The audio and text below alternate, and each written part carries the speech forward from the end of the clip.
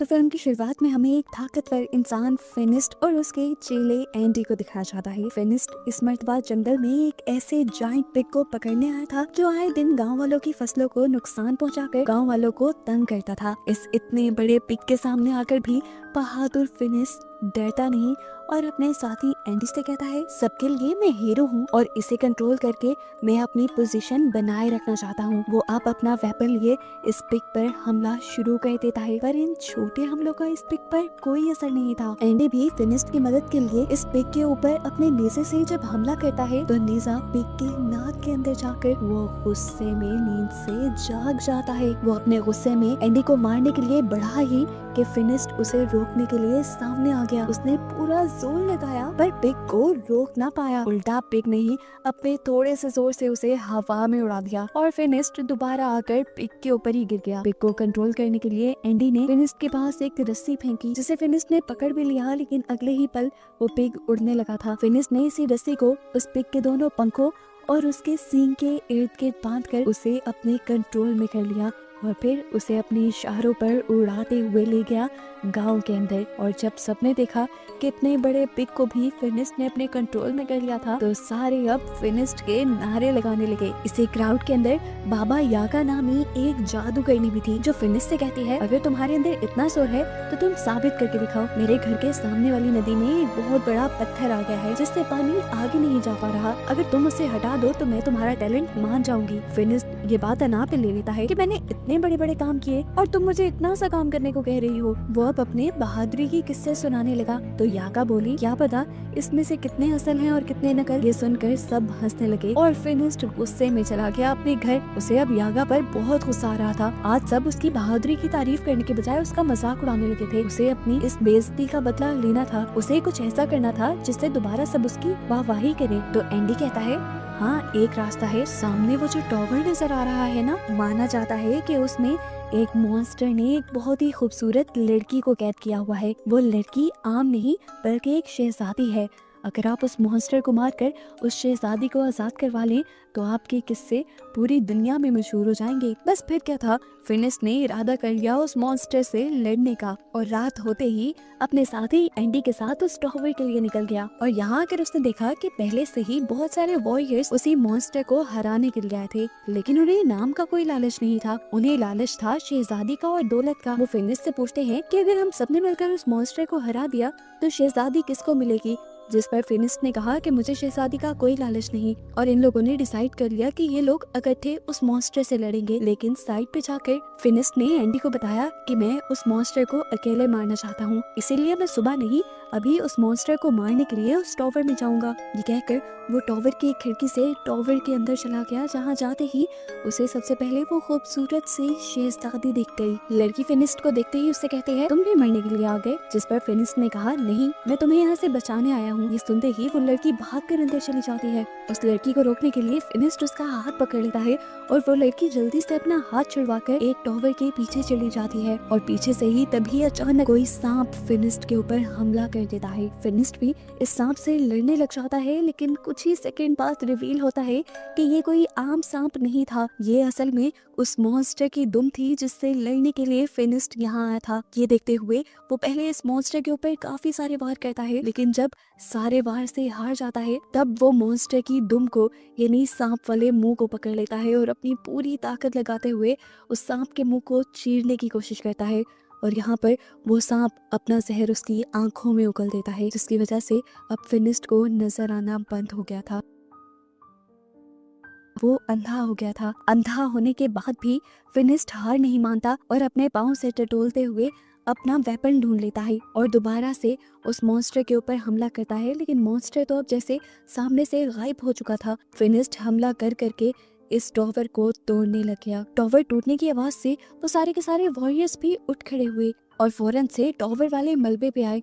उन्होंने यहाँ देखा तो इन्हें ना तो वो मॉन्स्टर मिला और ना ही शहजादी मिली, बस मलबे में दबा फिनिस्ट इन्हें दिखा। एंडी को जब पता चला कि फिनिस्ट की आंखें चली गई हैं तो वो उसे लेकर अब उसके घर छोड़ देता है। फिनिस्ट बहुत ज्यादा एग्रेशन में था, गुस्से में था। अपनी आंखों के चले जाने की वजह से उसकी ये हालत एंडी से देखी नहीं जाती और वो बाबा यागा के पास जाता है। उसने बाबा यागा को सब बताया कि किस तरह फिनिस्ट की आंखें चली गई हैं और वो उससे मदद लेने के लिए आया है। लेकिन बाबा यागा ने उसकी मदद करने के लिए साफ इनकार कर दिया क्योंकि फिनिस्ट ने भी उसकी मदद नहीं की थी। ये बात जब फिनिस्ट को पता चली तो वो बहुत उदास हो गया।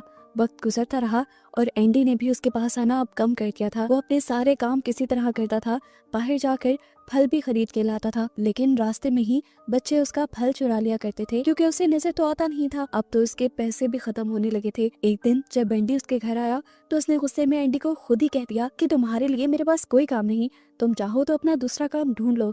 ये सुनकर एंडी भी वहाँ से चला गया। दिन गुजरते रहते हैं, फिनिस्ट के सारे पैसे भी खत्म हो जाते हैं और वो दिन आन पड़ता है कि फिनिस्ट बाजार के गिरे हुए गले सड़े फल खाने पे मजबूर था। ऐसे ही एक दिन में उसे जब कोई गला सड़ा फल भी नहीं मिला तो वो अपनी बास्केट लेकर बाजार में ही बैठा था। बाबा यागा जब वहाँ से गुजरी तो उसने मजबूर फिनिस्ट को देखकर अपनी बास्केट से कुछ खाने पीने का सामान उसकी बास्केट पे रख लिया। इससे पहले कि वो दोनों कोई बात कर पाते, दिखाया गया कि उनके गांव में कुछ लुटेरों ने हमला कर दिया।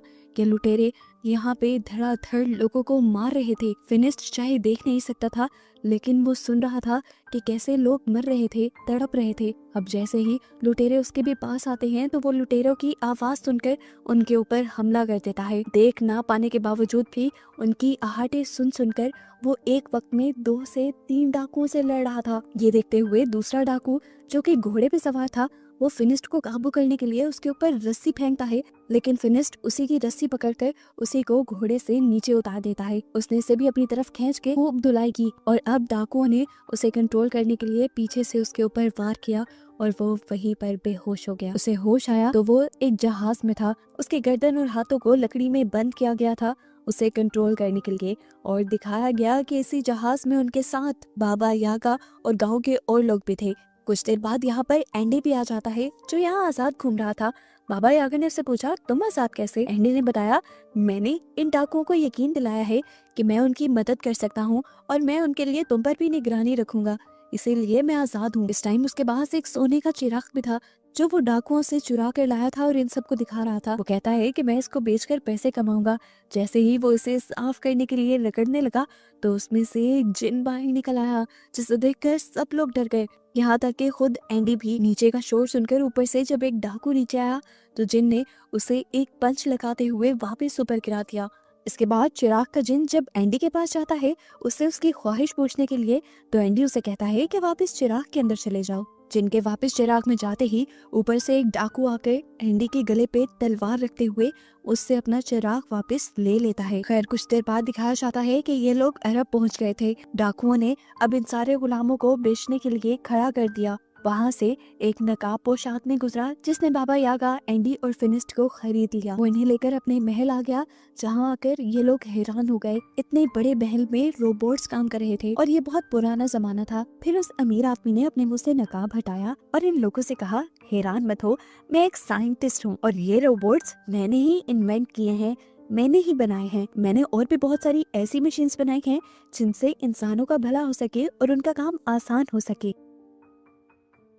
फिनिस्ट भी यहाँ उसे अपने पास्ट की कहानी बताता है कि वो पहले एक बहुत ज्यादा ताकतवर इंसान था लेकिन फिर अंधा होने के बाद उसकी लाइफ बहुत बेकार हो गई। साइंटिस्ट ने कहा, हाँ मैंने तुम्हारे बारे में और बाबा यागा के बारे में सुना है, वरना तो मैं गुलामों को खरीद कर आजाद कर देता हूँ। खाने का टाइम हो रहा था। साइंटिस्ट अपने रोबोट से इन लोगों के लिए खाना मंगवाता है और ये लोग बहुत इम्प्रेस हो जाते हैं। यागा को लग रहा था कि ये कोई जादू है, जिस पर साइंटिस्ट बताता है, नहीं मैं पिछले 500 साल से इनके ऊपर काम कर रहा था। ये सुनकर यागा हैरान हो जाती है और उनसे पूछते हैं, 500 साल से? आप अभी तक इतने जवान कैसे हैं? फिर साइंटिस्ट बताता है कि मैंने एक ऐसा लिक्विड भी तैयार किया है जो इंसानों को कई सालों तक जवान रखता है और उसी लिक्विड से मैंने अपनी उम्र भी बढ़ाई है, अपने आप को जवान भी रखा है और अपने काम को भी आगे बढ़ाया है। वो अब इन्हें अपनी लैब दिखाने के लिए ले जाता है और फिनिस्ट उससे पूछता है, वो खास किस्म का लिक्विड आपने कैसे तैयार किया था? क्या उससे मेरी आंखें ठीक हो सकती हैं? साइंटिस्ट कहता है, उससे तो नहीं, लेकिन हाँ तुम्हारे लिए मेरे पास कुछ और है। वो यहाँ पर उसे एक ग्लासेस देता है जिसकी मदद से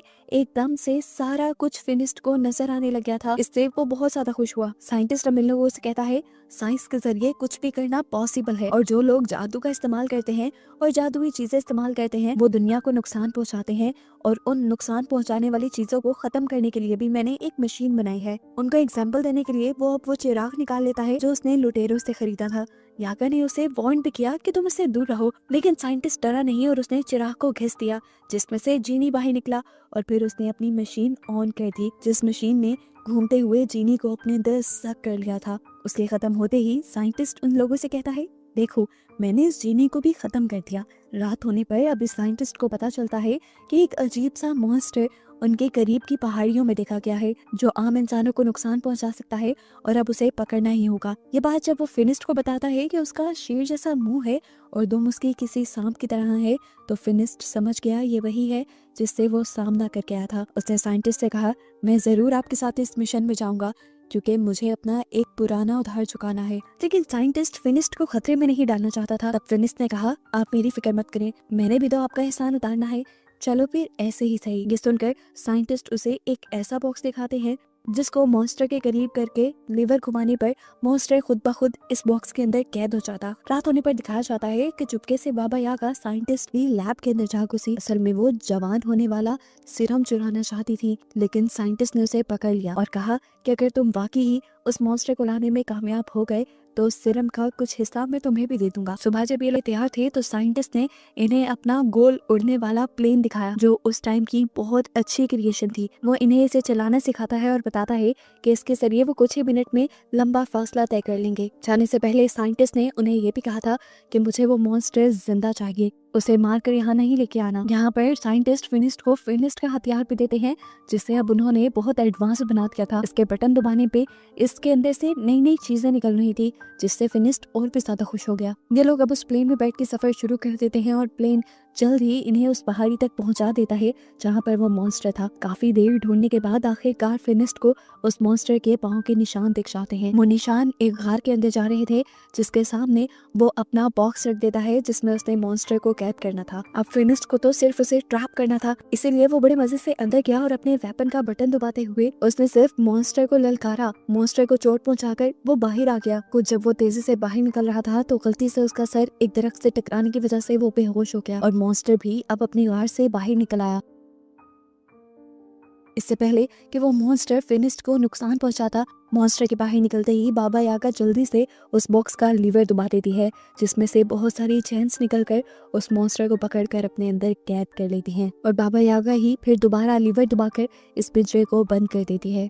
कुछ देर बाद फिनिस्ट को भी होश आ गया था और ये लोग अपना वापसी का सफर करने लग जाते हैं। सफर काफी लंबा था। आधे रास्ते में रात हो गई और ये लोग सो गए। अब रात में फिनिस्ट को पिंजरे के अंदर से किसी लड़की की आवाज आई। क्यूरियोसिटी में उसने पिंजरा खोलने का फैसला किया, हालांकि बाबा यागा उसे मना भी कर रही थी, लेकिन फिनिस्ट उस पिंजरे को खोल लेता है और क्या देखता है कि इसके अंदर वही शहजादी थी जिसके बारे में कहानियां बनी हुई थी। बाबा यागा बोली इसका मतलब वो मॉन्स्टर ही असल में शहजादी है। यागा पीछे से आवाज लगाती है फिनिस्ट उसे बाहर मत निकालना, उसे बाहर निकालना खतरनाक हो सकता है। लेकिन फिनिस्ट उसकी नहीं सुन रहा था क्योंकि उसे शहजादी पसंद आ गई थी। इससे पहले कि वो हाथ पकड़कर शहजादी को वहां से बाहर निकाल लेता, पीछे से बाबा यागा लीवर घुमाकर उस पिंजरे को दोबारा से बंद कर देती है और फिनिस्ट भी अंदर ही कैद हो जाता है। अंदर हम देखते हैं कि वो लड़की फिनिस्ट को अपना हाथ नहीं पकड़ाती और बताती है कि मुझ पे एक कर्ज है, जब भी मेरा हाथ कोई आदमी पकड़ता है तो मैं उस जंगली मॉन्स्टर में बदल जाती हूँ। लेकिन मैं बुरी नहीं हूँ,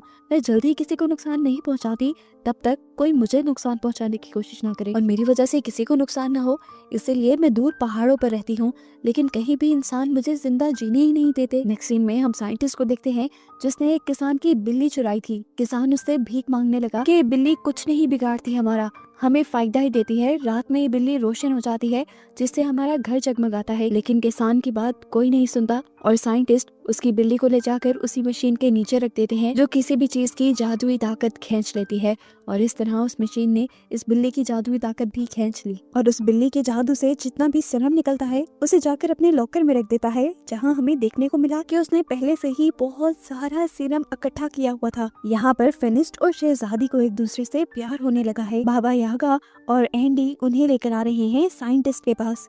ये लोग जब साइंटिस्ट के पास पहुंचे तो लैब से दूर खड़े होकर ही साइंटिस्ट को देखने लगे। उन्होंने क्या देखा कि साइंटिस्ट ने एक जादुई परिंदे का सारा जादू खींच लिया और उससे सीरम बनाकर अपने रोबोट्स में डाल दिया। यानी ये रोबोट्स उसकी कोई इन्वेंशंस नहीं थी, ये रोबोट्स भी जादू से चल रहे थे, जिस जादू को वो दूसरी जादुई चीजों से निकाला करता था। बाबा यागा गुस्से में अब उसके सामने आती है और उससे कहती है, तुम झूठे हो, तुम्हारा ये सब काम तुम्हारी इन्वेंशंस नहीं है, तुम्हारे ये रोबोट्स भी जादू से चलते हैं, यहाँ तक कि तुम्हारी उम्र भी इस जादू ने ही लंबी की हुई है और ये जादू तुम मासूम जानवरों को मारकर हासिल करते हो। ये सुनते ही साइंटिस्ट को गुस्सा आ जाता है और वो कहता है, मैं अपना सच जानने वालों को जिंदा नहीं छोड़ता। बाबा यागा और एंडी दोनों डर जाते हैं और वहाँ से भागने लगते हैं। बाबा यागा ने जल्दी से उस शहजादी और फिनिस्ट को भी आजाद कर दिया था क्योंकि वो जानती थी कि अब साइंटिस्ट उनका भी बुरा हाल करेगा। ये सुनते ही वो शहजादी बताती है, मैं उसके बारे में जानती हूँ, वो काफी टाइम से ही मेरे पीछे पड़ा हुआ है। इनकी इन्हीं बातों के दौरान ही यहाँ पर साइंटिस्ट आ जाता है। वो जानता था कि ये लोग यहाँ से भागने की कोशिश करेंगे, इसीलिए अपने सारे ही टर्टल रोबोट से उनको कैद करवा दिया और फिर शहजादी के अंदर से भी जादुई ताकतें सक करने लगा। ये देखकर फिनिस्ट को गुस्सा आ गया और उसने करीब जाकर शहजादी को बचाने की कोशिश की, लेकिन वो बचा तो नहीं पाया, पर शहजादी का हाथ पकड़कर उसे मॉन्स्टर बना दिया। मॉन्स्टर बनते ही शहजादी ने अपनी जंजीरें तोड़ी और वहां से भाग गई। मौका पाते ही जंजीरें तुड़वाकर बाबा यागा और फिनिस्ट भी कैमल के साथ यहाँ से भागने की कोशिश करते हैं, लेकिन साइंटिस्ट के आदमी अब उनके पीछे पड़ चुके थे। बाबा यागा अपने जादू से अपने हाथ में मौजूद तरबूज के कुछ बीजों को तरबूज में बदलकर उनके ऊपर हमला करती है और दूसरी तरफ वो साइंटिस्ट अब अपना एक बहुत बड़ा टर्टल निकाल लेता है बाबा यागा और फिनिस्ट को पकड़ने के लिए। वो किसी भी हाल में पकड़कर उन्हें मारना चाहता था। हालांकि एंडी ने उसे कहा भी कि जितना जादुई सीरम आपके पास है वो काफी नहीं है, लेकिन उसने बात नहीं मानी। वो बड़ा सा टर्टल उसका जैसे ही महल में निकला था तो पूरा महल टूट गया था। तेजी से वो कंट्रोल करते हुए उसे फिनिस्ट और यागा की तरफ बढ़ता है, लेकिन यागा और फिनिस्ट आगे भागने लग जाते हैं। तब वो अपने तोप के गोलों से उनके ऊपर हमला करवा देता है। ये देखते हुए कि खतरा बढ़ गया है, फिनिस्ट यागा से कहता है, तुम उसका ध्यान भटकाओ, मैं उसके ऊपर चढ़कर उसको उल्टा करने की कोशिश करता हूँ क्योंकि मैं जानता हूँ उसकी ये सारी चीजें उल्टा होने पर काम नहीं करती। फिनिस्ट के कहने पर यागा उस टैंक के सामने आ जाती है और साइंटिस्ट अपनी इस टैंक के अंदर लगी हुई ही जादू सक करने वाली मशीन से बाबा यागा के अंदर का भी जादू सक करने लग जाता है। जादू सक होने की वजह से बाबा यागा बूढ़ी दिखने लगी थी और ये देखते हुए फिनिस्ट को काफी तरस आया। लेकिन खैर जितनी देर में बाबा यागा ने साइंटिस्ट का ध्यान भटकाया हुआ था, फिनिस्ट भी उसके टर्टल के ऊपर चढ़ गया और ये चीज साइंटिस्ट ने जैसे ही नोटिस की तो उसने टर्टल के टेंटिकल्स निकालकर फिनिस्ट को अपने ऊपर से गिराने की कोशिश की। फिनिस्ट तो नहीं गिरा, लेकिन उसका चश्मा गिर गया जिससे उसे नजर आना बंद हो गया। उसका चश्मा गिरते हुए बाबा यागा देख चुकी थी, इसीलिए बाबा यागा अब उसे नीचे से देख देख के लड़ने की इंस्ट्रक्शन देती है। इतनी ही देर में वो मॉन्स्टर बनी शहजादी भी यहाँ आ चुकी थी, जिन्हें देखकर साइंटिस्ट डर गया। ऊपर से फिनिस्ट ने साइंटिस्ट के टर्टल की गर्दन में भी अपनी जंजीर फंसाकर उसे एकदम से ही उल्टा दिया, जिससे उसके अंदर का सारा जादुई सीरम नीचे गिर गया और साइंटिस्ट बुरी तरह फंस गया।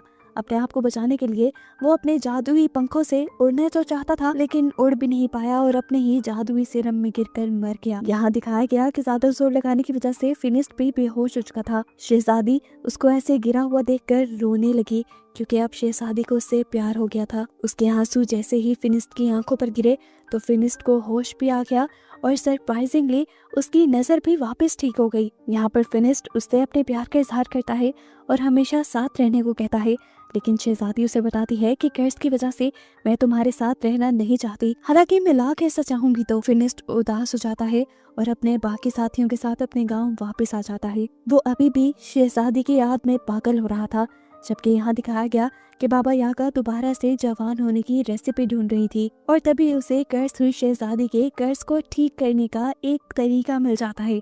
वो खुश होकर फिनिस्ट के पास जाती है और उसे ये खुशखबरी देती है कि उस शहजादी को कर्ज जानबूझकर दिया गया था, जिसमें शहजादी की गलती नहीं थी और उस कर्ज को ठीक किया जा सकता है। और हमें पता चलता है कि ये लोग अगला मिशन कर्ज को हटाने का ही करेंगे। लेकिन फिलहाल के लिए ये मूवी यहीं पर खत्म हो जाती है।